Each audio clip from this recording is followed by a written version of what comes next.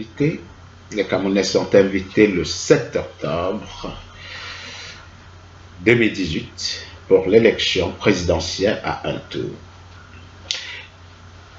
La Société africaine internationale, qui est membre fondateur du collectif pour une Afrique libre responsable, tient absolument à prendre la parole pour dire aux Camerounais d'aller, en particulier pour ceux qui sont inscrits sur la liste électorale, d'aller voter. Nous sommes sûrs, malgré que le nombre d'inscrits soit en dessous du nombre de 2011, ce qui est curieux, c'est-à-dire entre 2011 et 2018, les Camerounais, l'âge des Camerounais était bloqué. La jeunesse, un Camerounais qui avait 18 ans en 2011, qui aujourd'hui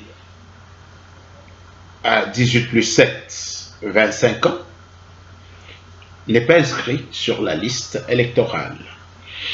Il y a moins de Camerounais inscrits qu'en 2011, ce qui est très grave.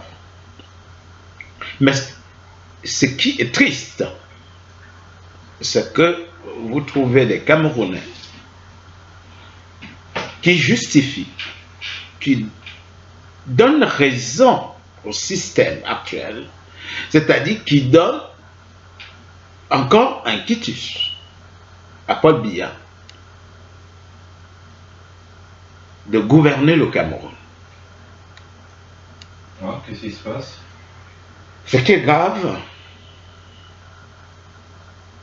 c'est que ces Camerounais ne se rendent pas compte que le mandat déjà de 2004 de Paul Biya était un mandat de trop.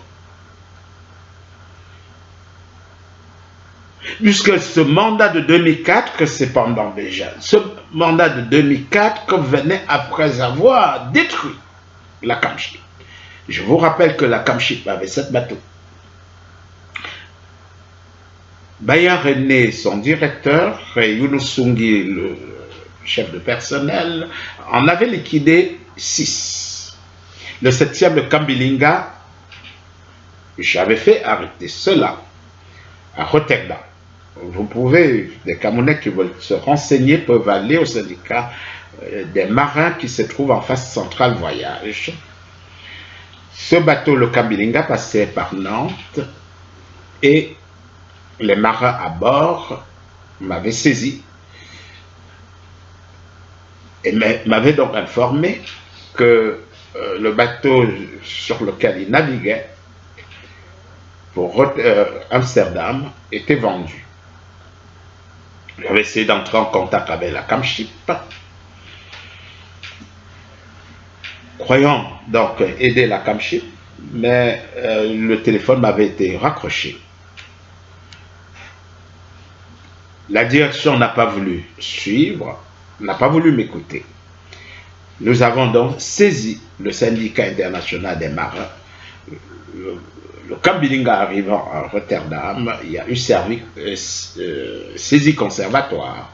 C'est là que nous avons appris que ce même bateau, la Kamship, de la Kamship, le Kambilinga, était vendu à une compagnie Veship.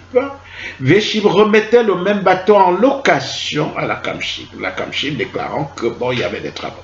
Donc, on crée la compagnie Veship. On prend tous les bateaux de la Kamship, on vend à Veship. Veship, ils sont tous actionnaires. Et Veship remet en location les bateaux de la Kamship à la Kamship. Aujourd'hui, nous sommes en 2018. Il y a eu des grands projets, paraît-il, structurants, qui ont démarré, les chantiers ont démarré depuis 2011. En 2018, aucun n'a vu le jour. Ce qui appelait Arcelor, Yaoundé-Douala, le budget de cette route avait déjà été voté dans le budget de 1981. Dans cette année Soaïdjo, on devait déjà avoir l'autoroute Douala-Yaoundé-Dovo. Le budget avait été bouffé. Et sur ce budget, on a créé ce qu'on appelle Arcelor, loue en nombre de morts. Les Camerounais qui sont morts sur cet axe routier. Le nombre est énorme. Aujourd'hui, on nous promet l'autoroute. Les Camerounais n'ont pas d'eau potable. Ils n'ont pas d'électricité. Nous sommes en 2018. Et on continue à nous dire que Paul Biya est le fils unique du Cameroun. Qu'en dehors de ce monsieur, il n'y a pas de Camerounais capable de gérer ce pays. On se fout de qui? Nous nous moquons de qui là? Le Cameroun aurait qu'un seul enfant. Il est le seul.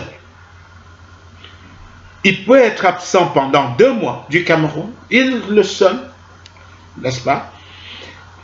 Nous avons des écoles sans banc alors qu'on exporte du bois.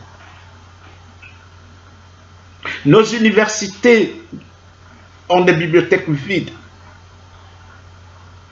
Il n'y a pas de débat sur le programme scolaire. On l'a vu dernièrement, un livre de classe de 5e, dont le projet élaboré ailleurs n'est pas pensé par les Camerounais. Et nous sommes au XXIe siècle. Le Camerounais ne pense pas son enseignement, son éducation. C'est-à-dire, nous sommes encore au niveau des accords, n'est-ce pas, signés avec le général de Gaulle. C'est-à-dire, c'est la France qui décide de notre éducation. En 2018, on nous dit, nous sommes en démocratie, mais cependant, on déchire. Par exemple, j'ai vu une vidéo qui a circulé à Yaoundé. Les gens se permettent de déchirer, par exemple, les affiches de Maurice Kamto. Le maire de Banganté empêche Kamto d'entrer dans la ville de Banganté. Et également à Keremouna est empêché, on l'envoie à l'extérieur de la ville. À Maroua, l'autre jour, c'était samedi dernier, je crois, lorsque Paul Biya était à Maroua, on empêche l'équipe de Dame Joya d'entrer dans la ville de Maroua. C'est-à-dire le système actuel dans lequel les Camerounais vivent, là nous donnons raison complètement à Keremouna, c'est un système qui n'a pas su et n'a pas les moyens de gérer la diversité camerounaise.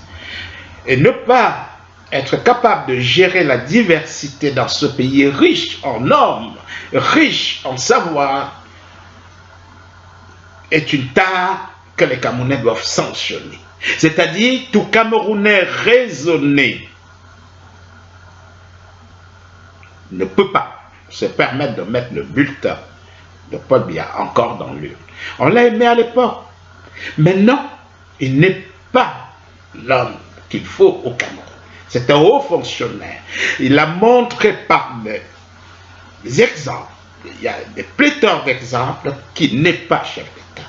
C'est un haut fonctionnaire. Ce n'est pas politique. Il a prouvé maintes fois, tout en acceptant, tout en au jeu du monde, qu'il est le meilleur élève. Il le dit lui-même, hein. En démocratie tropicale, il l'a dit à Mitterrand. On l'a vu, il ne va dans aucun sommet africain, mais cependant, on l'a vu en Côte d'Ivoire, à l'investiture de Ouattara. C'est-à-dire la France a assassiné plus de 40 000, sinon plus, d'Ivoiriens pour installer Ouattara au pouvoir, et Paul Biya est allé saluer cela.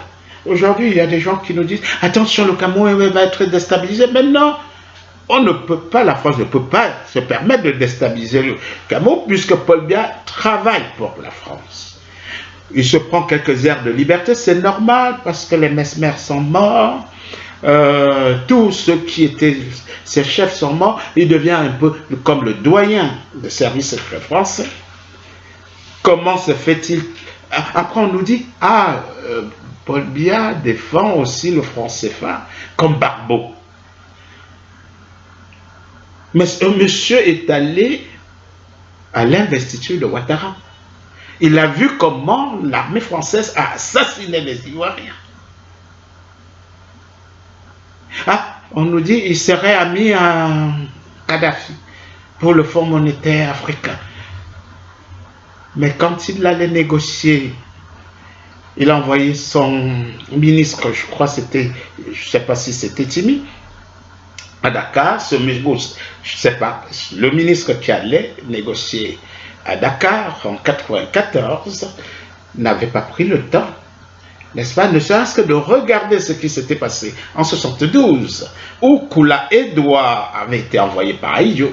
Et Koula Edouard, j'ai fait un article dessus, où je montre que Koula Edouard, Aïdjo avait pris une décision ferme et dit à la France qu'il en était hors de question de toucher à cette monnaie de manière unilatérale, sans informer le Cameroun. Mais malheureusement, dans nos États, il n'y a pas d'archives. On ne consulte pas d'archives. Koula Edouard, je crois que c'est un ministre, moi je ne connais pas ce monsieur, mais j'ai eu à lire ses déclarations de l'époque. Et comment le gouvernement de l'époque avait réagi. Si celui que Paul Biya avait envoyé à Dakar avait pris le temps, le ministre de l'économie et des finances, de regarder les archives, en 1994, on n'aurait pas eu ce que nous avons reçu de Balladur, diminution de salaire et d'évaluation, n'est-ce pas, du franc CFA. Encore, j'apprends, on me fait savoir que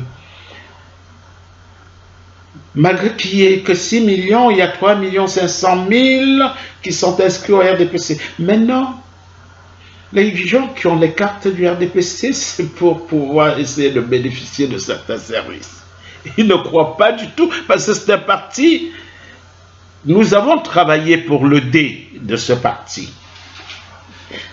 Mais malheureusement, les Camerounais n'y croient pas. Il n'y a pas d'idéologie de ce parti. Comment expliquer qu'en 2007, à Nebel-Makia, de 15h à 18h30, qu'il n'y ait que 4 Camerounais qui se soient présentés pour voter dans un bureau de vote, élections municipales et législatives cumulées.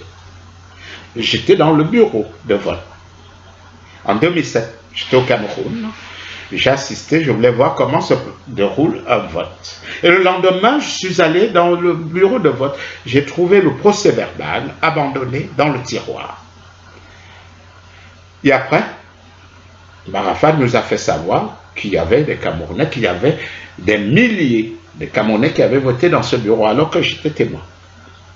Non, c'est pour vous dire que les Camerounais qui ont la carte du RDPC ne croient pas du tout à l'idéologie du RDPC. L'idéologie du RDPC qu'ils savent, c'est la corruption. Je veux faire établir l'acte de mon enfant, bon, il me faut préparer 1000 francs. Je peux rouler en voiture sans assurance, je prépare 500 francs. Voilà. Voilà ce qu'ils ont. Ils ne vont pas voter parce qu'ils croient que l'école va, n'est-ce pas, avoir des bancs ou des enseignants. Non, non, non, c'est faux. C'est pas possible. Donc, c'est pour vous dire que ça,